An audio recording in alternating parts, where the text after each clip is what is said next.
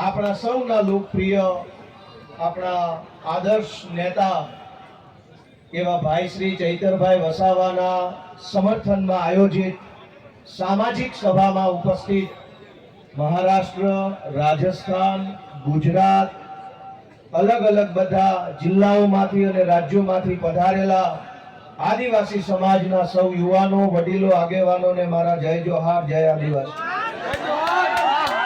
મંચ ઉપર ઉપસ્થિત ગુજરાતભરના આદિવાસી સમાજ માટે હંમેશા જેઓ લડે છે એવા ભાઈ શ્રી અનંતભાઈ પટેલ, હંમેશા જેમણે ચૈતરભાઈની સાથે ખભે ખભો મિલાવી અને ગુજરાતભરના મુદ્દા ઉઠાવ્યા છે એવા શ્રી સુદાનભાઈ ગઢવી, ચૈતરભાઈની સાથે મળી અને આદિવાસી વિસ્તાર માટે, અમારી પાર્ટી માટે, ગુજરાત માટે હંમેશા જેમણે કામ કર્યું છે એવા ભાઈ શ્રી મનોજભાઈ સોરઠિયા, મહારાષ્ટ્ર અને રાજસ્થાનથી પધારેલા આદિવાસી સંગઠનોના સૌ આગેવાનશ્રીઓ, નિવૃત્ત આઈએએસ સાહેબશ્રી, બધાનો પહેલા તો હું ખૂબ ખૂબ આભાર વ્યક્ત કરું છું કે આ મુશ્કેલ ઘડીમાં બધા એક થઈને ભેગા મળીને ચૈતરભાઈની સાથે ઉભા છે. દોસ્તો, ચૈતરભાઈ વસાવાને સરકારે સ્થાપેલી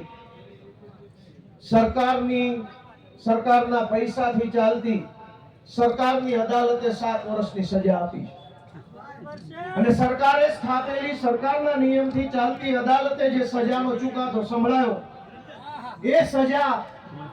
એ ચુકાદો આ જનતાની અદાલતમાં લઈને અમે બધા આવ્યા છે કે તમને એ માન્ય છે કે નહીં.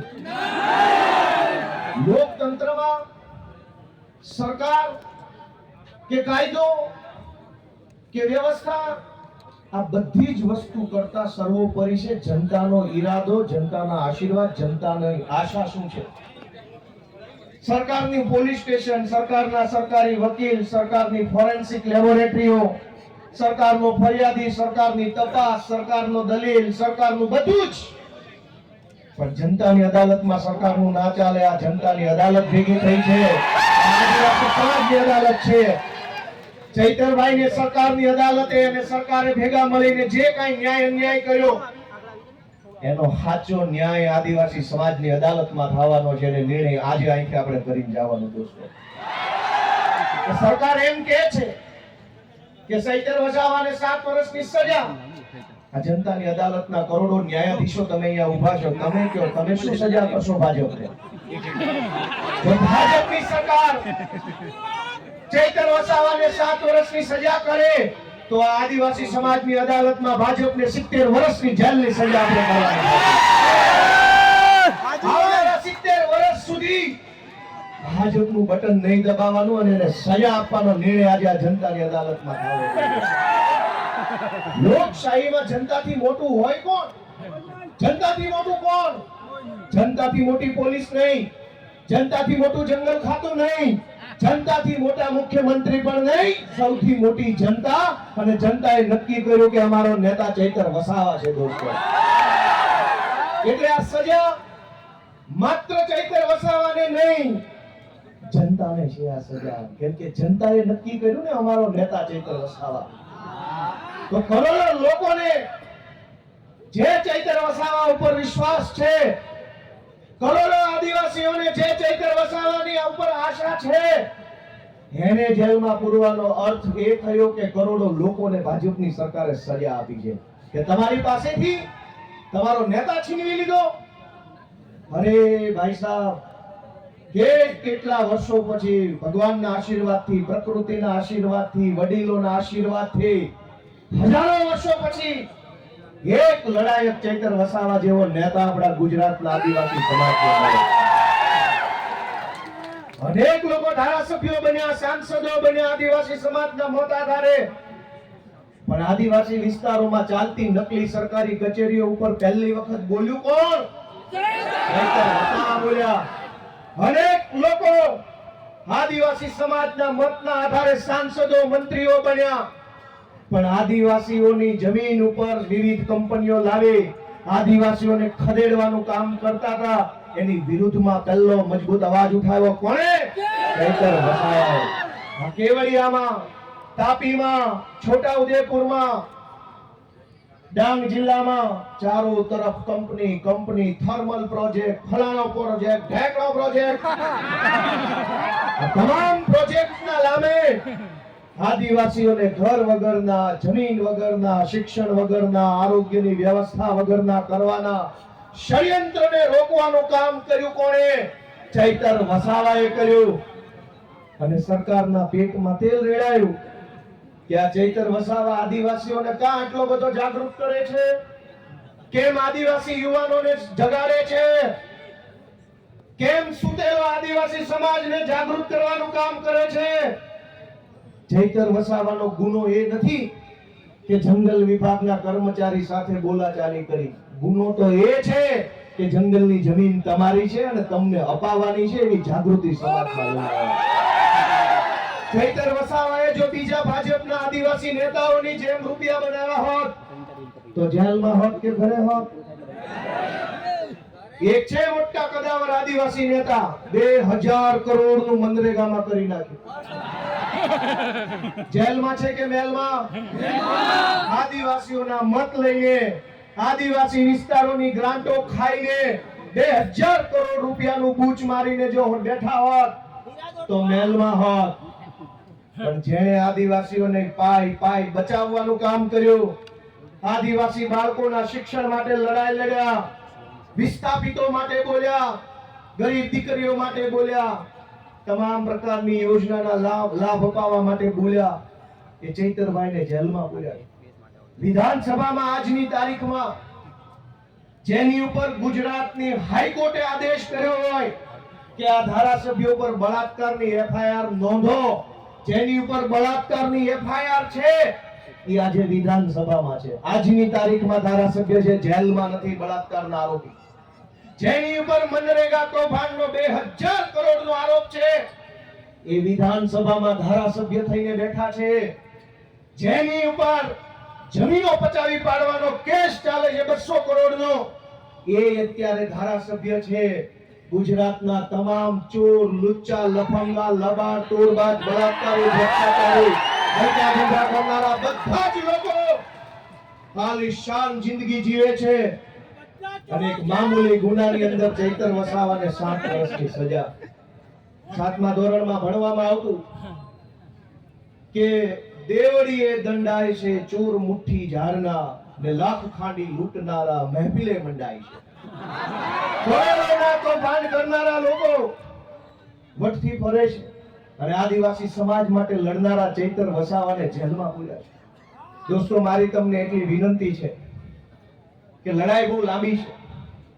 આજે આપણે બધા અહીંયા ભેગા થયા છીએ, અહીંયા આકડા પડકારા, જુસ્સો, આમ કરી નાખું તેમ કરી નાખું કરીએ છીએ, પણ સાચું આમ અને તેમ કરવાનું ટાણું છે ને મતદાનના દિવસે આવતું હોય. લોકશાહી છે, આમ તેમ જે કાંઈ, અને નર્મદા જિલ્લા વાળાએ તો આમ તેમ કરીને બતાવી દીધું છે. આમ તેમ કેમ થાય ને, ગઈ ચૂંટણીમાં કહી દીધું કે આમ થાય. બહુ ચોટાટા ઝૂકેગા નહીં સાલા. કટા પાડી દીધા. વડાપ્રધાને અહીંયા સભા કરી, ગૃહમંત્રીએ સભા કરી, પ્રદેશ પ્રમુખે કરી, પણ નર્મદા જિલ્લાના આદિવાસીઓએ કીધું ઝૂકેગા નહીં સાલા. આને કહેવાય અસલ ટાઈગર. પણ દોસ્તો, હું તમને છેલ્લી 2-3 વિનંતી કરવી છે કે ચૈતરભાઈનો ગુનો શું? આ ભાજપ વાળા ટીવીમાં, સોશિયલ મીડિયામાં ચૈતરભાઈને બદનામ કરવાનું કામ કરે છે કે એને વન વિભાગ વાળાને આમ તેમ કહી દીધું, ધાક ધમકી કરી લીધી. તમારા વન વિભાગ વાળા, તમારા પોલીસ વાળાએ અમારી હારે જે ધાક ધમકી કરી છે ને એની સજા 700 વર્ષ આપો ને તો ઘટે એમ છે. આખા ગુજરાતમાં સરકારી માણસો જનતા હારે કેવું વર્તન કરે છે. સરકારી મામલતદાર, સરકારી પીએસઆઈ, સરકારી ટીડીઓ, સરકારી પ્રાંત, સરકારી આરએફઓ, આ બધા જ લોકો રાજ્યની નાની જનતા સાથે કેવું વર્તન કરે છે. ઈ વર્તનની જો સજા આપવા બેસીએ ને તો એકેય માયનો લાલ ઓફિસમાં બેસી નહીં શકે, બધાને જેલમાં પૂરવા પડે. ચૈતર વસાવાએ 4 શબ્દો શું કીધા તો માઠું લાગ્યું. પણ દોસ્તો, ચુકાદો હવે જનતાની અદાલતમાં લાવવાનો છે. તમારે નિર્ણય કરવાનો છે કે આજ ચૈતર વસાવાને આ ચૈતર વસાવાને તમારા આશીર્વાદથી એક વખત ગુજરાતની સરકારમાં બેસાડો, પછી ખબર પડશે કે કેવી રીતે ન્યાય કરી શકાય. આપણે ક્યાં સુધી અન્યાય સહન કરવાનો? માંડ કરીને એક નેતા મળે, એક બાજુ બધા ભ્રષ્ટ નેતાઓ સમાજ માટે બોલે નહીં, લડે નહીં, અવાજ ઉઠાવે નહીં, ચૂપ થઈ જાય. એક બાજુ માંડ એક બોલનારો નેતા મળ્યો હોય, એને જેલમાં પૂરી દેવાનો. ગુજરાત ભરની જનતાને હું તો વિનંતી કરું છું, માત્ર આદિવાસી સમાજ નહીં, જે કાંઈ પણ થોડા ઘણા બોલનારા નેતા વધ્યા છે ને એની સાથે રહેજો, એને ટેકો આપજો, એની પડખે રહેજો. અને તો ગુજરાત માટે બોલે છે. સરકાર એમ ઈચ્છે છે કે કોઈ પણ માણસ ભાજપની સામે બોલવો ન જોઈએ, કોઈ માણસ ભાજપની સામે અવાજ ન ઉઠાવવો જોઈએ, એવું સરકાર ઈચ્છે છે. પણ કેટલાક માણસો ચૈતર વસાવા હોય, એ પ્રકૃતિમાંથી પેદા થયેલા હોય, કોઈના બાપથી નો બીવે, સરકાર હોય કે સરકાર હોય કે અને આ જળ, જમીન, જંગલ કોનું છે? સરકારનું છે. સરકાર નહોતી, જે દિવસે આ દેશમાં સરકારો નહોતી ત્યારે જંગલ હતું કે નહીં? જે દિવસે આ દેશમાં કોઈ સરકાર, કોઈ પાર્ટી નહોતી ત્યારે જમીન હતી કે નહીં? અને જે દિવસે આ ભાજપ પાર્ટી કે એના નેતાનો જન્મ નહોતો ત્યારે આ ધરતી પર જળ હતું કે નહીં?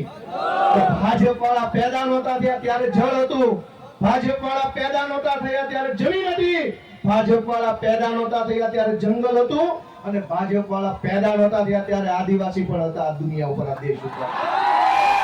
તમારી પોલીસ, તમારું ફોરેસ્ટ, તમારા બધા માણસો એ તો હમણાં આવ્યા. આ તો સદીઓથી હાલતી આવતી વ્યવસ્થા છે ને એને સંભાળીને રાખનારો આદિવાસી સમાજ છે દોસ્તો. આદિવાસી સમાજ જળ, જમીન, જંગલની રક્ષા કરે અને આદિવાસી સમાજની રક્ષા ચૈતર વસાવા કરે છે. એ વાત ભાજપ વાળાને ગમતી નથી. દોસ્તો, અમારી લીગલ ટીમે મહેનત કરી અને હાઈકોર્ટમાં અપીલ ફાઇલ કરી. જે કાંઈ પણ ખેડૂતો, બહેનો, ચૈતરભાઈ અને શકુંતલાબેન સિવાયના બીજા જે કાંઈ મિત્રો જેલમાં છે અને ચૈતરભાઈ સહિત બધાય, એમની અપીલ હાઈકોર્ટમાં ફાઇલ કરી અને શકુંતલાબેન જે નાનું બાળક છે એમને હાઈકોર્ટે છોડી મૂકવાનો આદેશ આપ્યો છે. આપણા માટે બહુ સારી બાબત કહેવાય. અને બહુ જલ્દી તમામ આપણા જે કાંઈ પણ સાથી મિત્રો જે નિર્દોષ જેલમાં છે એમને પણ વહેલી તકે જેલ મુક્તિ થાય એના માટેના તાબડતોબ પ્રયત્નો સતત ચાલુ છે. અને બહુ વહેલી તકે આપણને સારા સમાચાર મળે એવી હું આશા રાખું છું. આપ સૌને મારી એક જ વિનંતી છે કે આ લડાઈમાં ચૈતર વસાવાને, એના પરિવારને, એના બાળકોને ક્યાંય પણ એક સેકન્ડ પણ આપણે બધાએ, હું અને તમે ભેગા મળી એકલા નથી પડવા દેવાના. જ્યાં જરૂર પડે, જેવી જરૂર પડે, જ્યારે જરૂર પડે ત્યારે આપણે બધાએ સાથે ઊભું રહેવાનું. અમે બધાએ આજે સાથે છીએ. ચૈતરભાઈ સાથે બહુ